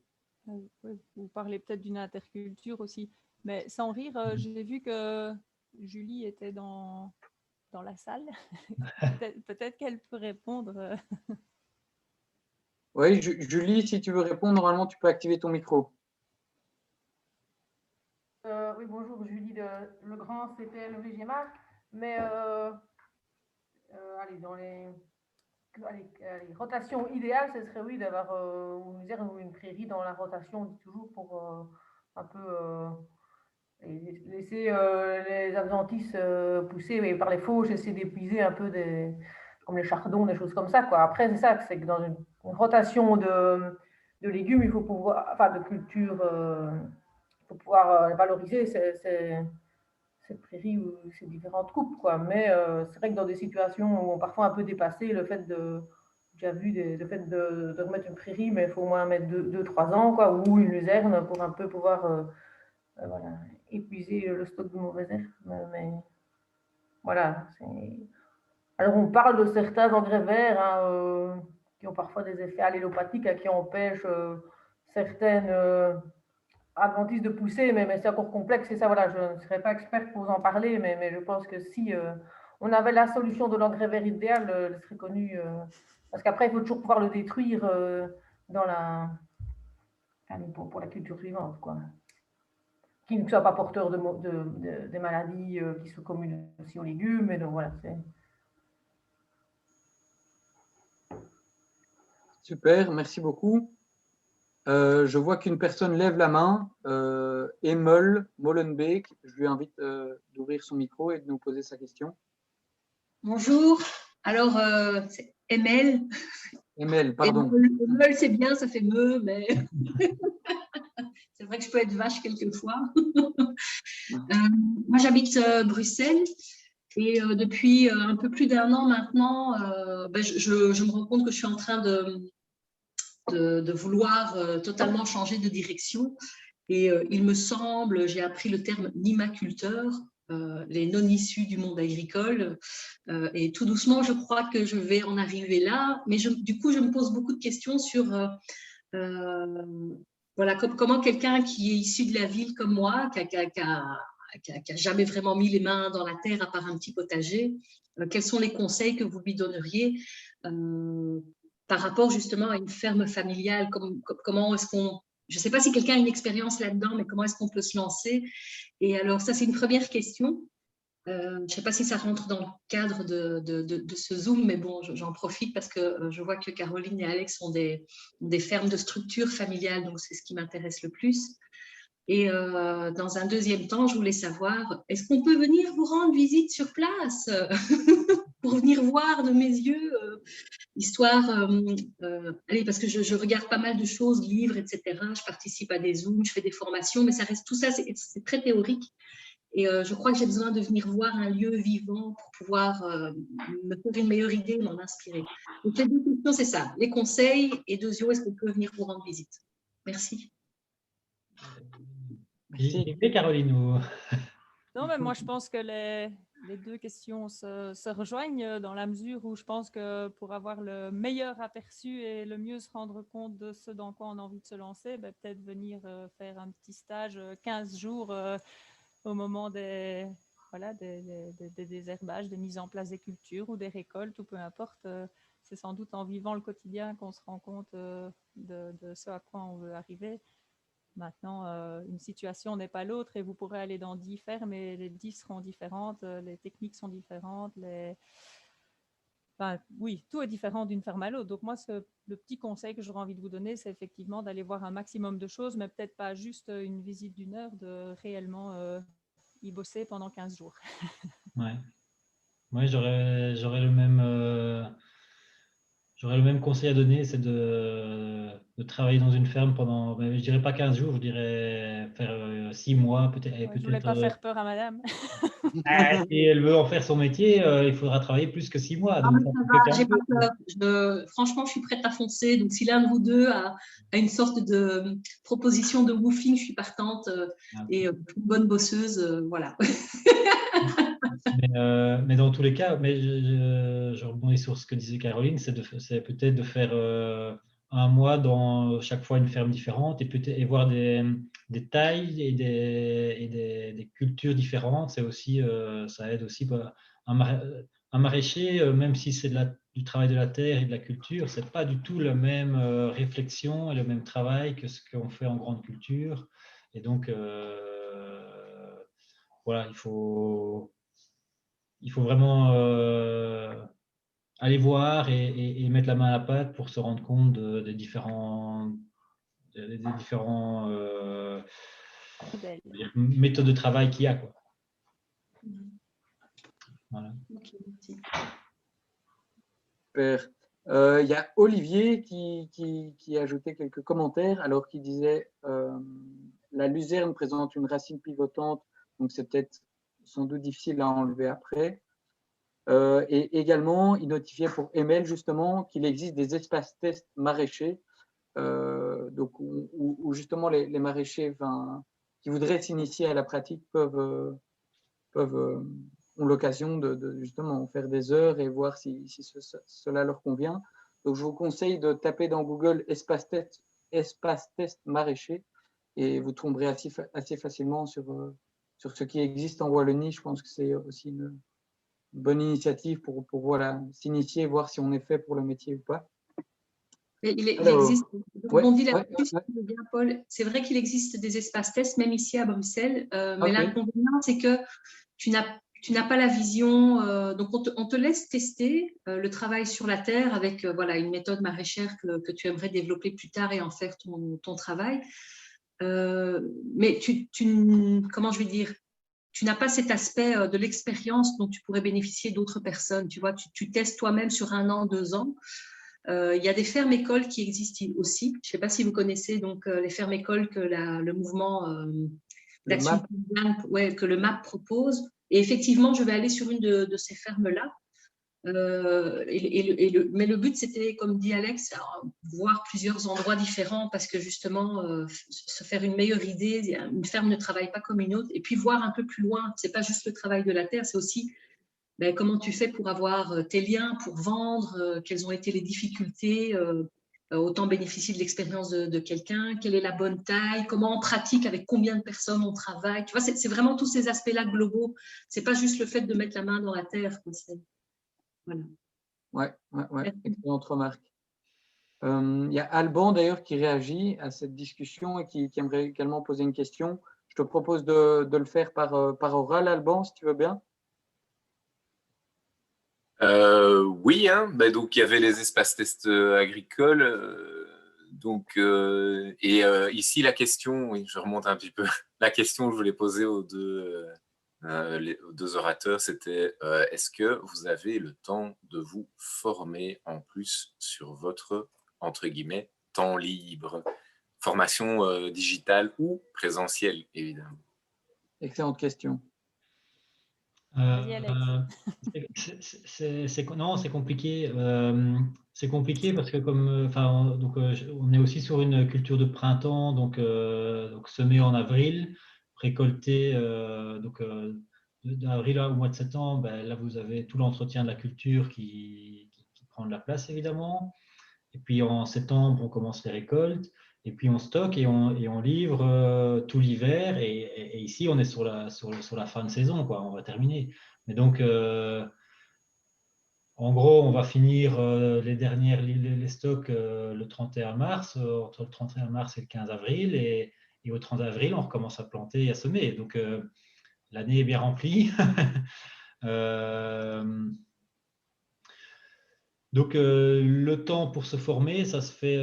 Moi, je lis beaucoup et alors j'utilise évidemment YouTube et Facebook, etc.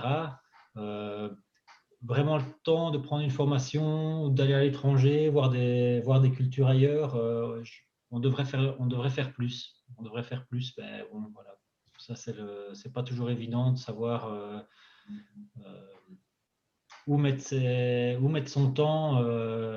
Et voilà. On aimerait bien faire plus, mais on ne sait pas toujours.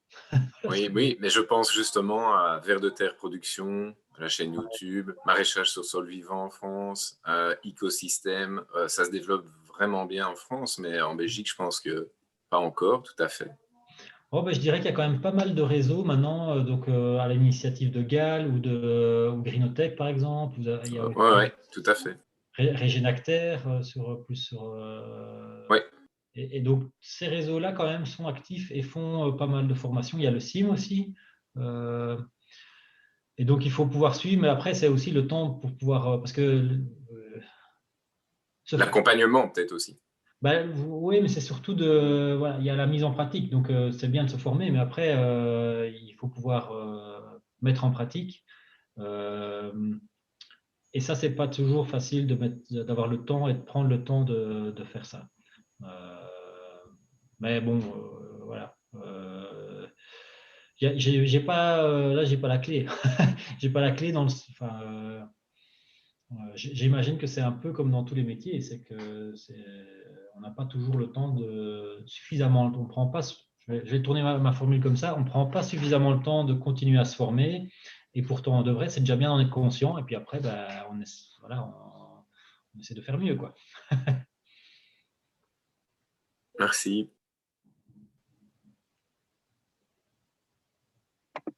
Alors, il y avait Julie Legrand du CPL VGMAR qui complète la question des rotations, qui dit qu'il est important d'alterner culture de printemps et culture d'hiver pour casser le cycle des adventices, d'où l'effet de la céréale. Mais en effet, celle-ci ne nettoie pas les terres au fond. Alors, il est toujours possible pour vous tous d'activer votre micro si vous le souhaitez. C'est toujours plus sympa de poser des questions à l'oral. Voilà, donc s'il y a encore des questions, n'hésitez surtout pas. Enfin, donc à voir avec nos deux intervenants si vous avez encore un peu de temps. Mais donc voilà.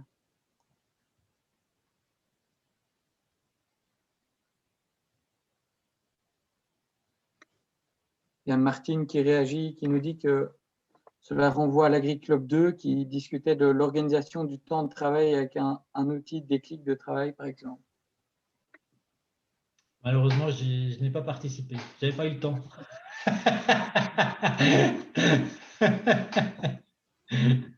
Et voilà, je peux peut-être intervenir oralement aussi pour compléter. Donc, l'Agri-Club 2, ben, on vous donnait d'abord le ressenti de 10 agriculteurs, leur ressenti au niveau de leur travail. Et bon, ben, c'était assez paradoxal parce qu'il y a des agriculteurs qui travaillent un certain nombre d'heures important sur la semaine et qui avaient un bon ressenti, et d'autres qui travaillaient moins d'heures et qui avaient un moins bon ressenti. Et puis aussi, ben, les conférencières ont partagé trucs et astuces pour essayer de se libérer du temps pour sa qualité de vie d'abord, et puis pour pouvoir gérer son administratif, puisqu'il faut aussi se dégager du temps pour ça sur une entreprise. Et alors, elle faisait une démonstration notamment d'un petit outil qui a été créé par le CRA et d'autres services. Cet outil s'appelle Déclic Travail. Voilà, ce sont quelques questions et puis ça vous renvoie à des fiches de solutions. Mais c'est tout à fait, je pense, pour toi, Alex, qui n'a pas eu le temps de suivre cet Agri-Club, c'est pas du tout très grave, puisque tous les Agri-Clubs sont enregistrés, ils sont sur le site du GAL et sur la chaîne YouTube du GAL, ainsi que les outils. Donc, quand tu as un moment, tu peux de toute façon retrouver tous ces outils. Super, j'irai voir. Alors, j'avais une petite question à poser à Caroline. Tout à l'heure, on a abordé le calcul prix juste au producteur. Il y a en fait deux dimensions dans ce prix juste au producteur. Il y a, comme vous le faites, et je l'ai très bien entendu, ce calcul de coût de production, de rentabilité. C'est hyper important sur une entreprise de revérifier sa rentabilité chaque année. Il y avait notamment dans l'Agri-Club 3 un bel outil également sur l'analyse de la trésorerie des fermes. Mais il y a une autre dimension dans le calcul prix juste qui est un label. Donc, et ce label devient utile quand on vend sa production, pas en circuit court, pas en vente directe, parce que là, on peut expliquer toutes ses valeurs et son savoir-faire aux consommateurs directs. Mais quand on met sa production dans la grande ou moyenne ou petite distribution, je pense que le label a toute sa valeur. Je voulais demander à Caroline si, quand tu es passée à cette labellisation, tu as ressenti une différence au niveau marché, puisque c'est quand même, ça amène une visibilité aux consommateurs quand on n'est pas dans le cadre de la vente directe.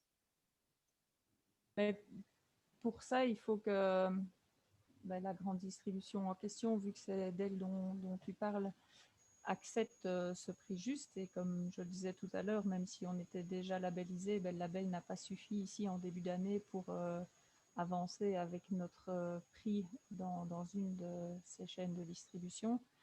Et d'autre part, même si elle l'accepte, il faut qu'après, elle en fasse la publicité auprès de ses clients elle-même. Et ça, aujourd'hui, ce n'est pas le cas. Donc, je ne peux pas dire que ça a été une arme vraiment déterminante dans nos négociations jusqu'à présent. Parfait. Merci.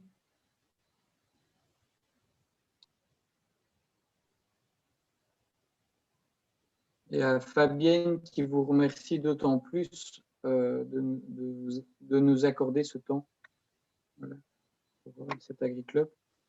Moi, j'aurais éventuellement une petite question.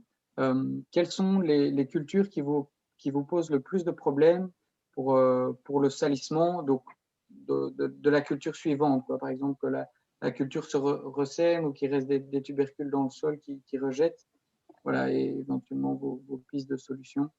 Enfin, brièvement. Nous, oui, le topinambour, hein, c'est une plante vivace. Donc, voilà, c'est comme les pommes de terre, si on en laisse, ben, ça repousse. Mais ça repousse de manière c'est très costaud, le topinambour. D'où j'ai parlé de la luzerne, donc d'où cette année-ci, on va mettre une luzerne après un topinambour. Ou sinon, je dirais plus que la clé est dans le fait d'être bien équipé en bineuse, etc. pour ne pas se laisser déborder. C'est plutôt ça la clé que de.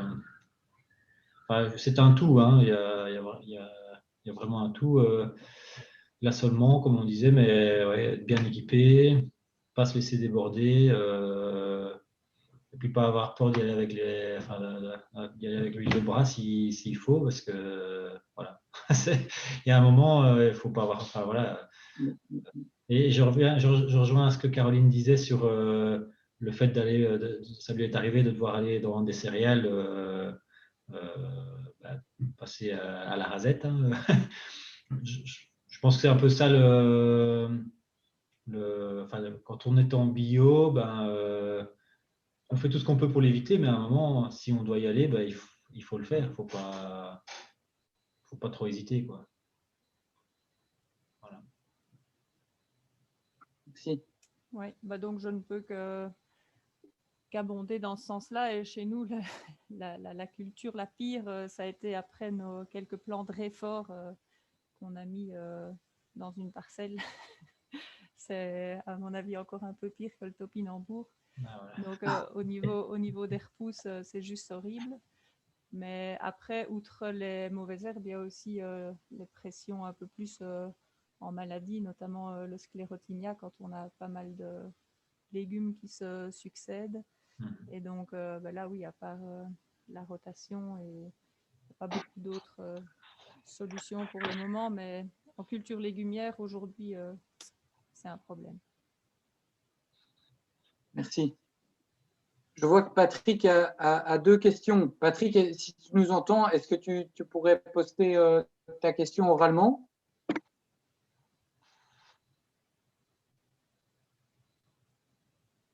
Ouais. Voilà, je crois que vous m'entendez. Oui.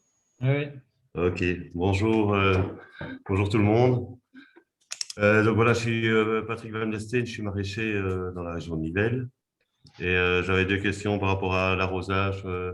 Est-ce que vous voyez en bio, en tout cas, une aide sur l'irrigation par rapport à la rapidité de levée sur les adventices? Et donc le fait que la plante que vous cultivez recouvre le sol plus rapidement. Et alors la deuxième question, j'étais en train de l'écrire, c'était au niveau de la main-d'œuvre pour vos activités. Est-ce que vous trouvez facilement de la main-d'œuvre locale, ou est-ce que après plusieurs essais, vous vous tournez vers de la main-d'œuvre qui est plus européenne, on va dire? Donc moi, je vais répondre au niveau de l'irrigation. Pour nous, c'est devenu indispensable, hein, maintenant, avec les étés qu'on a. On sait plus faire des légumes on sait plus faire des légumes, j'ai envie de dire, sereinement, sans pouvoir irriguer, hein, avec les étés, les sécheresses qu'on a. Et donc, par rapport aux adventices, est-ce que ça change quelque chose? C'est comme je disais tantôt, il faut être bien équipé. Donc, après irrigation, vu qu'on irrigue peut-être un peu plus que ce qui pleut, on doit biner un petit peu plus, mais ça vaut le coup. Clairement, ça vaut le coup au niveau des rendements. Après, il faut bien choisir ces moments. Donc, pour irriguer, c'est pas que ça sert à rien, mais irriguer ses carottes en juillet, irriguer ses carottes en juillet, est-ce que ça vaut vraiment la peine? Il faut vraiment les laisser descendre, etc. Donc, il faut bien réfléchir au stade de culture, quoi, avant d'irriguer. Et alors, pour la main-d'œuvre, jusqu'à présent, nous, on n'a pas trop dû faire appel à de la main-d'œuvre étrangère.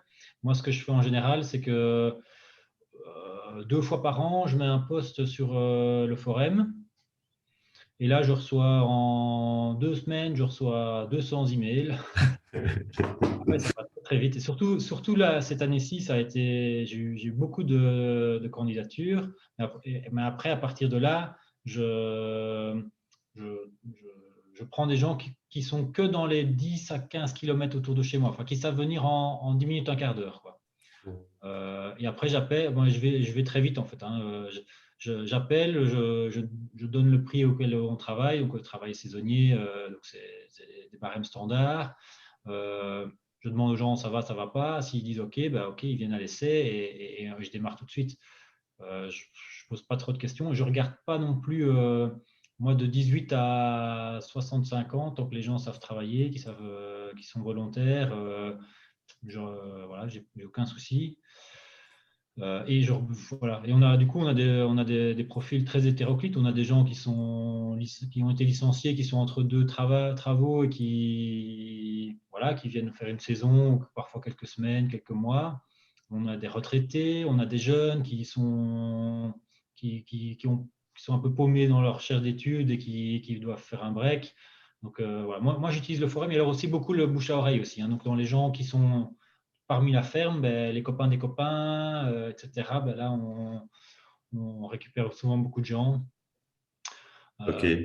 Voilà. Et puis après c'est arrivé, ça arrive une fois de temps en temps. J'ai quand même un ou deux numéros de personnes qui savent m'avoir 10-15 personnes d'un coup, pour au cas où, quoi. Mhm. Mais de manière générale, j'essaie de me débrouiller moi-même, en gros. Voilà. Ok, merci. Oui, salut Patrick. Donc, en ce qui nous Salut. concerne, par rapport à l'irrigation, c'est certain qu'elle doit avoir lieu au bon stade. Et ça, on est notamment aidé aussi par les conseils du CPLV-GEMAR qui réalisent le suivi et qui nous précisent vraiment les moments où l'irrigation doit avoir lieu. Non, mais ils ne sortent plus de Liège maintenant. Ok. Mais par contre, c'est certain que quand on irrigue la culture, on irrigue aussi les mauvaises herbes et qu'en fonction du stade, ça peut avoir des répercussions. Mais à un moment donné, voilà, comme dit Alex, il n'y a pas le choix. Si on veut mener à bien des cultures de légumes et d'autant plus pour le marché du frais dans une certaine qualité, l'irrigation est incontournable. Et d'ailleurs, pour le marché du frais dans des légumes qui ne viennent pas spécialement dans Belgobio non plus, pour reparler des carottes par exemple, ou même des pommes de terre, il y a certains contrats qu'on ne peut plus obtenir si on n'a pas l'irrigation. Donc voilà. Par contre, par rapport à la main-d'œuvre, là c'est vrai que le besoin est très important au niveau de nos fermes et on essaye de gérer la main-d'œuvre globalement pour les deux sites d'exploitation. Donc c'est vrai qu'on a besoin de pas mal de monde. On a commencé à travailler avec des Belges en faisant appel notamment à l'intérim, à des petites annonces, etc. Malheureusement, on s'est très vite rendu compte que la main-d'œuvre belge était beaucoup moins fiable que la main-d'œuvre étrangère, enfin qu'une certaine main-d'œuvre étrangère avec laquelle on a travaillé également, qui viennent comme saisonniers.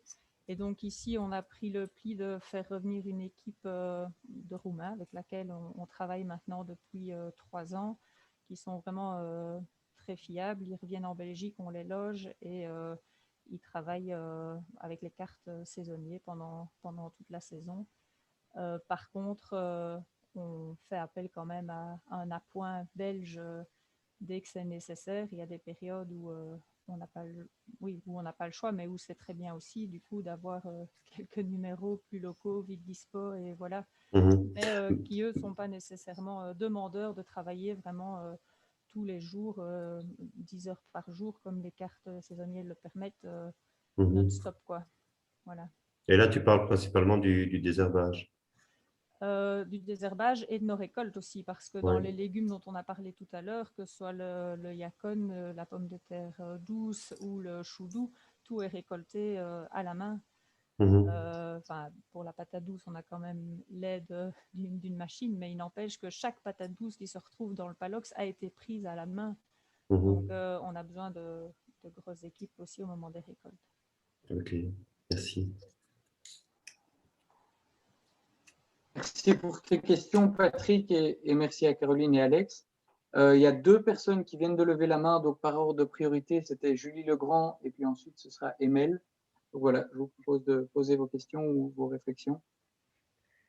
Oui, Caroline a fait appel à VGMAR, donc je la remercie de faire la promotion en même temps des services de VGMAR. Mais donc, pour clarifier au niveau du suivi d'irrigation, c'est un service qui est possible dans toute la région wallonne, hein, parce que VGMAR, on est en partie financé par la province, mais en partie aussi, on est SOC pilote légumes industriels au niveau de toute la région wallonne, donc pas de souci pour les suivis d'irrigation, les suivis contre les ravageurs, contre la mouche de la carotte ou d'autres ravageurs qu'on fait, c'est bien au niveau de la région wallonne. C'est au niveau, en effet, des services de prélèvement de terre qui se fait par la province de Liège, où là, ils ont dû se restreindre à la province de Liège. Voilà. Ok, ça va, c'est bon à savoir, merci. Merci.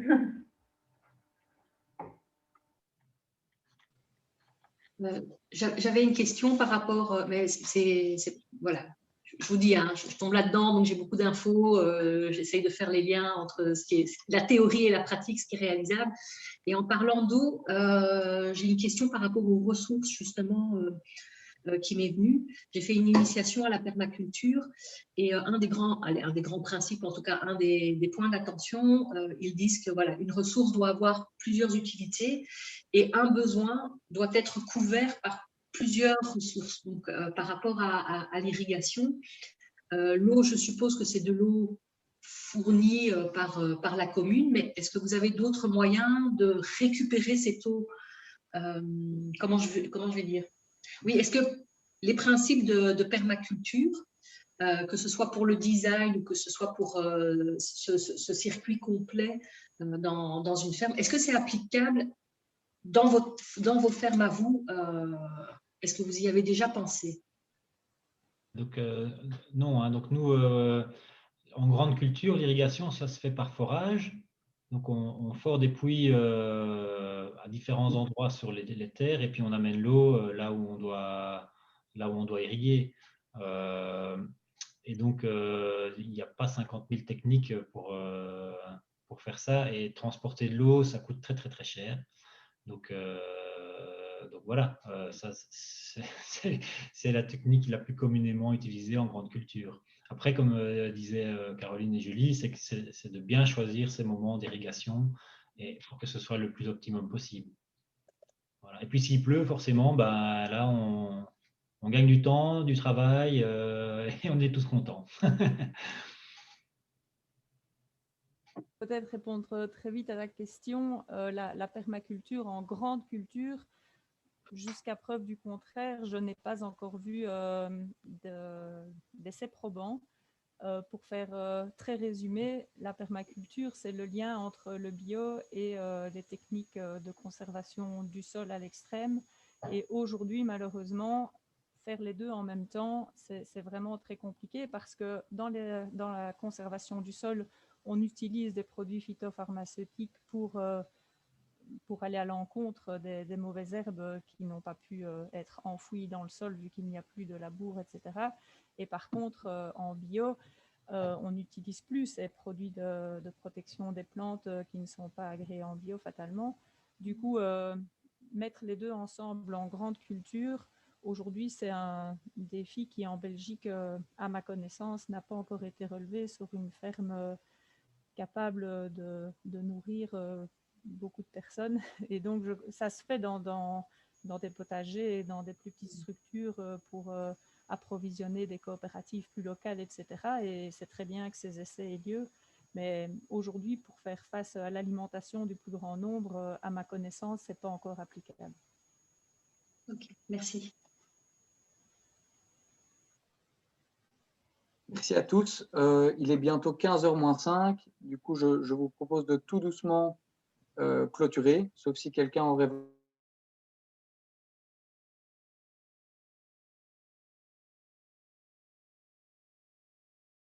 à poser à nos deux agriculteurs. Tout à l'heure, j'entendais bien que les légumes retrouvés en culture bio, ben c'est pas simple.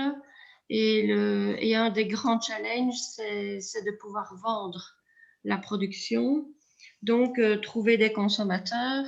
Et alors, ben, nous, au GAL, dans nos missions, il y a évidemment une grande partie de sensibilisation du consommateur qui est à faire. Qu'est-ce que vous pensez du glanage sur certaines cultures? Est-ce que ça aurait un intérêt pour vous au niveau sensibilisation du consommateur? Non, je trouve ça super. Nous, on a fait, bah, c'est pas, alors je vais retrouver son nom. C'est quelqu'un du… Adrien Gollet, c'est ça? Adrien, voilà, c'est Adrien qui organise ça. Donc, nous, on a fait ça il y a 2 ans. On a organisé 3 sessions de glanage. Ça s'était très bien passé. Donc, on avait fait ça en 2019. En 2020, on a été pris de court par le temps pour les récoltes, etc. Et donc, ça ne s'est pas organisé. Mais pour moi, c'est vraiment des super… quand c'est organisé comme ça, comme Adrien le fait, je trouve que c'est vraiment des super moyens d'amener les gens dans les cultures, d'avoir un petit peu d'interaction. Il fait ça très bien en expliquant chez quel fermier on est, quel type de culture, quel type de moyens de culture, etc. Et donc, ouais, je trouve ça super. Après, je pense que c'est toujours la même logique, c'est qu'on prêche un peu des convaincus. Les gens qui vont faire qui vont chez le maraîcher, les gens qui vont suivre des projets comme ça de glanage, etc., ben, c'est des gens qui sont déjà sensibilisés à ce genre de choses.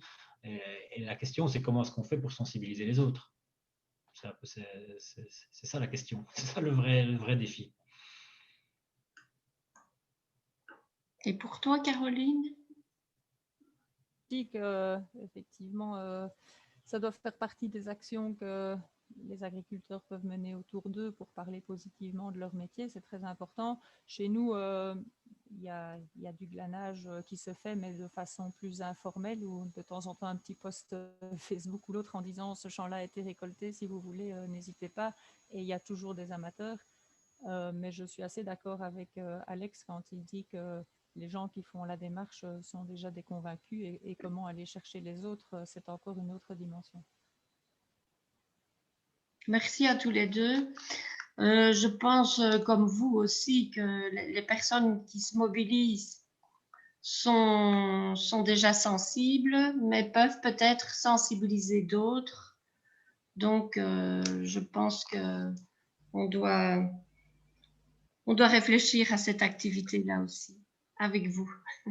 Mais je pense notamment, ça, c'est des activités qui pourraient être faites avec des écoles, par exemple. Oui. Je pense que ça, ce serait une bonne idée. Très bonne réflexion. Ok, super. Je pense qu'on va tout doucement clôturer pour qu'on respecte le temps de travail de tout le monde. Ben, tout d'abord, je souhaitais remercier infiniment Caroline et Alexandre pour leur super présentation et pour tout le temps qu'ils ont consacré à la séance de questions-réponses. Également, remercier tous les intervenants, ces personnes qui ont souhaité poser leurs questions. Je pense que ça rend le débat intéressant, ça permet de trouver différentes perspectives, de nouvelles idées. C'est toujours très intéressant. Ben voilà, encore un tout grand merci à vous deux et merci à tous d'avoir été présents aujourd'hui. Vous étiez 50 au pic. Sur la fin, on est une trentaine là, mais donc c'était très chouette. Merci à tous. Merci beaucoup. Au revoir, merci. Bonne journée, au revoir. Merci. Merci à tous et bravo pour les 1000 pour ton baptême du feu. Merci. Bonne journée à tous, au revoir.